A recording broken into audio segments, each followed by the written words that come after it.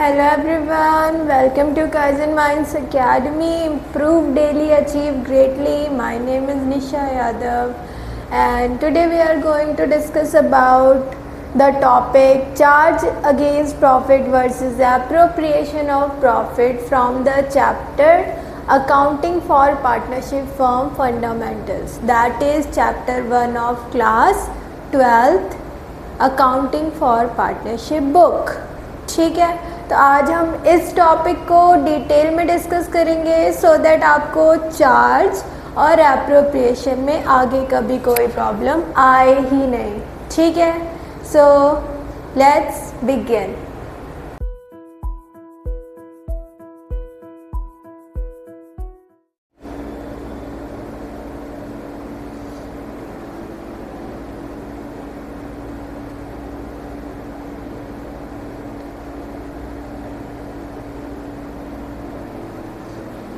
Okay,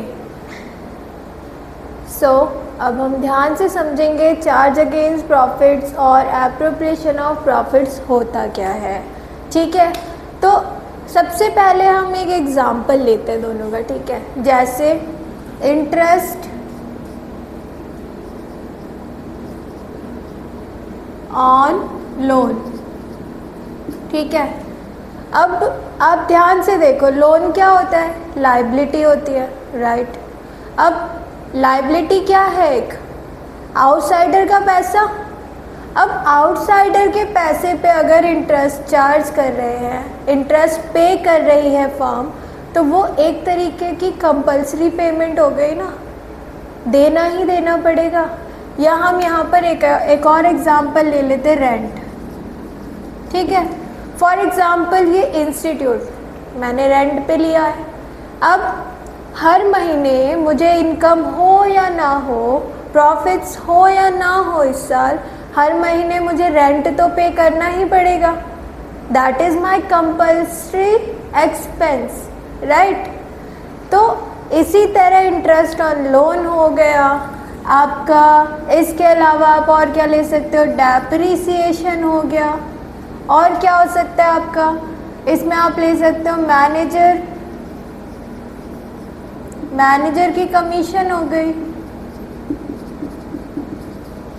ठीक है, ये सब चीज़ें एटसेट्रा, बहुत सारी चीज़ें आती हैं, हम सब यहाँ नहीं लिख सकते. ये सब चीज़ें क्या है? रेंट हो गई, रेंट हो गया, interest on loan, depreciation, manager की commission, salaries, administration expenses, there are an number of expense. ठीक है, तो ये कुछ ऐसे खर्चे हैं जो कंपल्सरीली फर्म को, बिजनेस को करने ही पड़ते हैं. इस टाइप के खर्चों को हम बोलते हैं चार्ज अगेंस्ट प्रॉफिट्स. ठीक है, तो चार्ज अगेंस्ट प्रॉफिट क्या होते हैं? कंपल्सरी, या इसको हम और बेटर वे में लिखते हैं mandatory expenses to be deducted from gross profits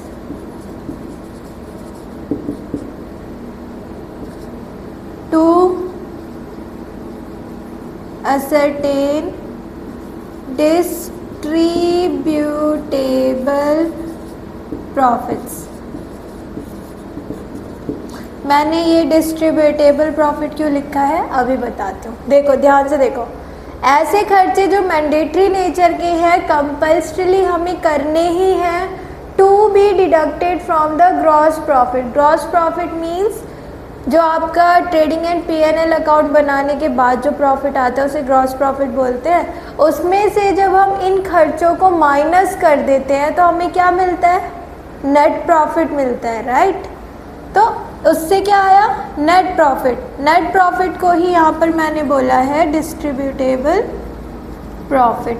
ठीक है, मीन्स अब जो हमारे पास प्रॉफिट निकल कर आएगा इन चार्जेस को माइनस करने के बाद, उस प्रॉफिट को हम क्या करेंगे? डिस्ट्रीब्यूट करेंगे, बांट देंगे. किसके बीच में? ऑनर्स के बीच में. उसी को तो एप्रोप्रिएशंस ऑफ प्रॉफिट बोलते हैं. कि उन प्रॉफिट्स को किस तरीके से बांटना है। ठीक है, सपोज़ आपके पास 1 लाख का प्रॉफिट आ गया।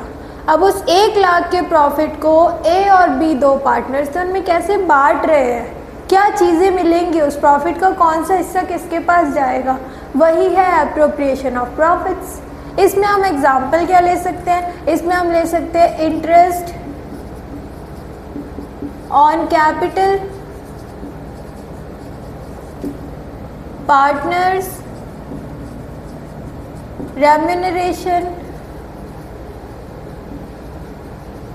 रेम्यूनरेशन में क्या क्या आ जाएगा भाई, सैलरी आ जाएगी, बोनस आ जाएगा, कमीशन आ जाएगा।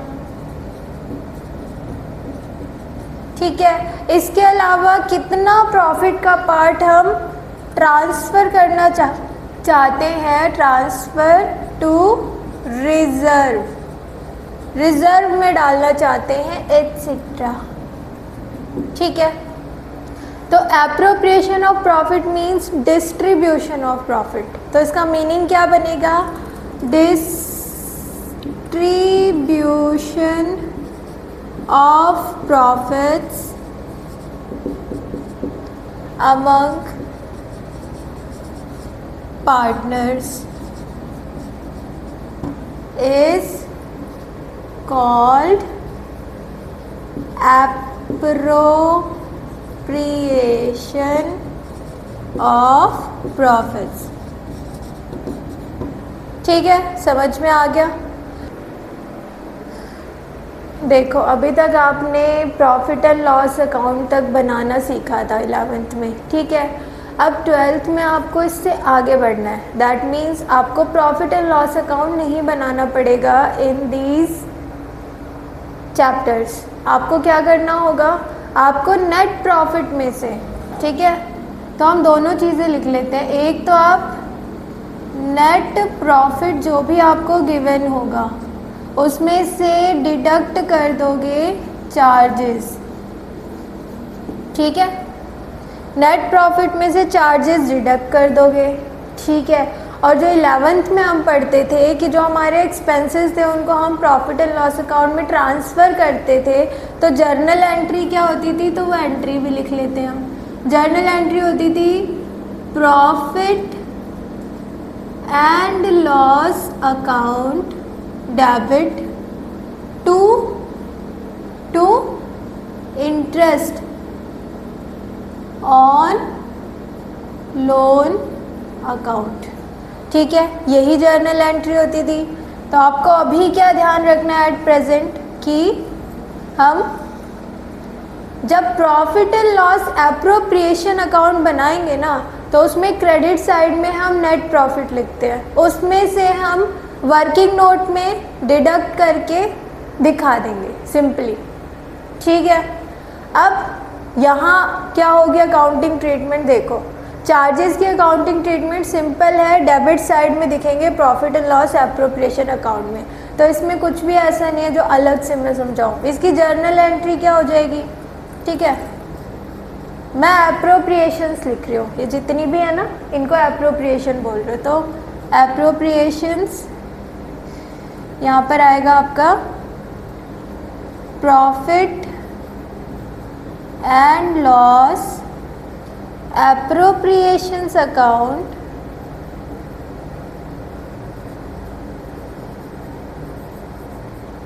Debit to appropriations account.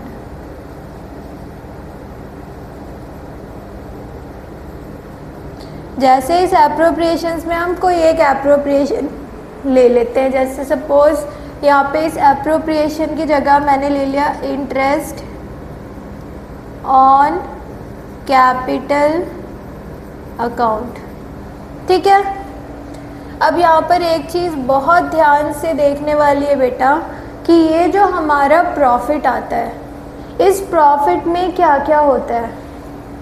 तो इस प्रॉफिट में जो डिस्ट्रीब्यूटेबल प्रॉफिट होता है, इसमें क्या क्या होता है, तो यहाँ आप नोट डाल के लिख लो कि आपका जो डिस्ट्रीब्यूटेबल प्रॉफिट है वो बनता है नेट प्रॉफिट से, ठीक है, चार्जेस सारे माइनस करके जो नेट प्रॉफिट आया प्लस इंटरेस्ट ऑन ड्राइंग्स से, ठीक है। आप इस चीज़ को नोट डाल के लिख लो कि डिस्ट्रीब्यूटेबल प्रॉफिट जो हम profit and loss appropriation account के क्रेडिट साइड दिखाते हैं उसमें एक होता है आपका नेट प्रॉफिट और दूसरा होता है इंटरेस्ट ऑन ड्राइंग्स।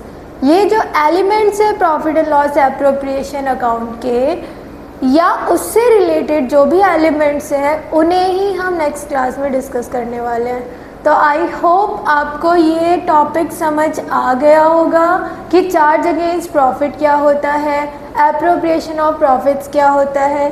आगे आपको कभी भी इसमें इशू नहीं आएगा, ठीक है।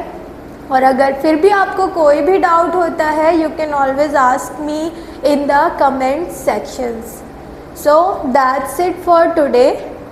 आप चाहो तो इसका स्क्रीनशॉट ले सकते हो and let's meet in the next class. Till then, stay focused, stay tuned with me, and bye bye.